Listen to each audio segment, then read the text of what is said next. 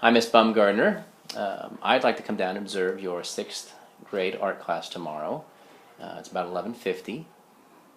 When I come into the room, I'll sit in the back of the room, and specifically I'm going to watch for some things we talked about, the pace and transitions and the time on projects for students. And specifically, what you asked is maybe what can be done differently for the students who are accelerated and the kids who maybe take their time, or the kids who are below that pace. What I'd like for you to do is tell me a little bit about the project that you'll be doing in your class, and if you could tell me how you tie that to your standards.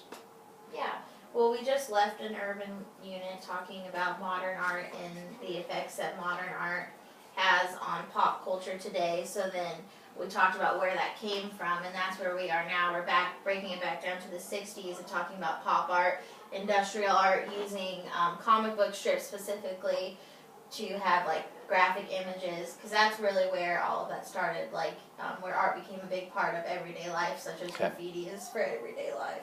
So the project's pretty in-depth. Yeah. They're going to have a lot to focus on.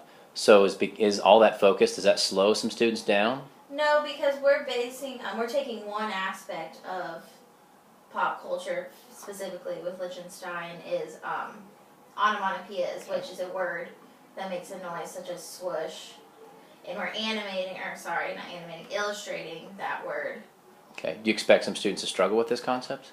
I did at first, but when I found out that they were doing this in English at the same time, it was very easy for them to like make those connections, and there wasn't anyone that was falling back. So do you think the pace concern you have is ability based? A pace concern I have is strictly ability based. Okay.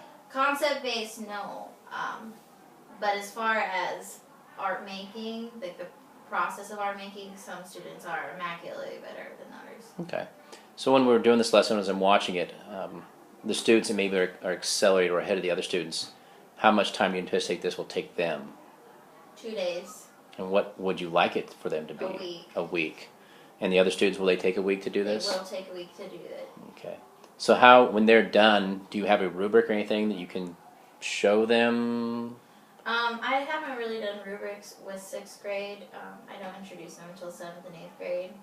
But I do have expectations at the beginning that they write on the back of their assignment or their project. So that's how you will check then? That's how I'll check, and that's how they'll know they have everything before they turn it in. Okay, so the students who are accelerated, what we have for them to do? I usually ask them to free draw. There's the how to draw books, which are very popular in middle school, specifically in 6th grade. But when kids start getting those out, it takes away from the people working on the actual project, because everyone wants to do those. Okay. So it kind of becomes a distraction. I see that.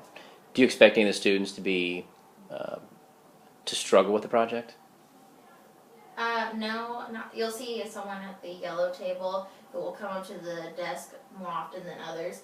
And although he does have an IEP, he's more or less looking for like oral praise. Oh, okay. All right. So when you interact with that kid, is it usually positive, his response? Yeah, he'll take your advice really well, but he won't be like offended if you change what he's doing. Okay. Well, thank you, Miss Bumgardner. So tomorrow I'll be there at 11:50, and I will be sitting in the back of the room and observing these expectations you've spelled out for me. Anything else you'd like to add? No, I'm good. All right. Thank you very much. Yeah, thank you. Towards the